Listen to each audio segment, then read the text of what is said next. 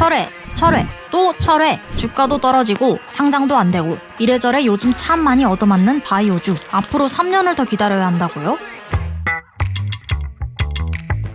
요즘 기업들의 증시 입성 꽤나 힘들죠. 예심 통과도 안 되고 통과해도 수요 예측 망하고 그중에서도 바이오벤처들 사정이 참 딱한데요. 올해 바이오벤처 IPO의 흥행 가늠자로 여겨졌던 에이프릴 바이오, 실제로 매출이 발생하는 손에 꼽는 바이오벤처고 5천억 규모 해외 기술 이전 계약도 체결해서 무난하게 상장할 것으로 내다봤는데 이게 웬일? 거래소 문턱도 못 넘었죠. 한국거래소상장위원회에서 미승인 받고 이의제기해서 시장위원회까지 갔는데 거기서도 심사 보류, 시장위까지 가는 것도 심사 보류난 것도 이례적이라는 반응입니다. 또 유니콘 특례 상장 1호로 주목받았던 보로노이. 예심은 통과했지만 수요 예측 흥행에 실패하면서 자진 철회 의사를 밝혔죠. 기술 이전을 4건이나 성사시켰기에 보로노이 역시 무난하게 증시에 입성할 것으로 내다봤었습니다. 상장을 철회한 지 2달 만인 최근은 공모가를 맞춰 증시 입성에 다시 도전한다는 소식을 전했습니다. 한국의학연구소, D&D 파마텍, 퓨처메디신, 파인메딕스 등 예심 통과도 못하고 상장을 철회한 바이오벤처도 수두룩한데요. 어떻게 될지 지켜볼 필요가 있겠습니다.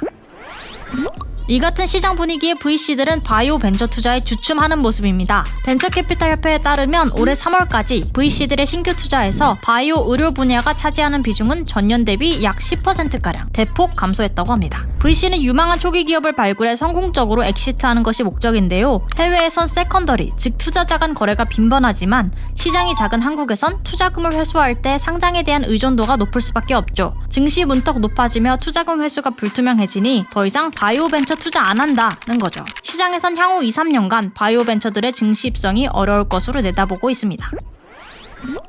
일각에선 선배 기업들이 제대로 못한 거 아니냐는 목소리도 들립니다. 증권가에선 기술 특례 상장으로 증시에 입성한 바이오 벤처들이 상장할 때 약속했던 임상에 실패하거나 지키지 않은 사례들이 영향을 미쳤다고 보기도 하죠. 경영진 이슈도 빼놓을 수 없는 리스크로 꼽힙니다. 바이오 대장주로 꼽히는 셀트리온은 최근 52주 신저가를 기록했습니다. 1분기 영업이익이 감소하며 전망치를 하회했는데요. 램시마 정매주사, 트룩시마 단가 인하에 따른 수익성 악화가 불가피했다고 보고 있습니다. 또 기술 특례로 상장한 한때 국민바이오주로 꼽혔던 신라젠은 최근 2년간 거래 정지 상태였는데요. 전현직 경영진의 배임, 횡령 등의 혐의로 상장 폐지까지 물렸다가 겨우 회생 기회를 잡은 일도 있었죠. 또 바이오주에 대한 심사가 더 엄격해진 건 아니냐는 의견도 있는데요. 한국거래소는 바이오와 같은 특정 업종에 대한 심사가 더 깐깐해진 것은 아니다라는 입장입니다.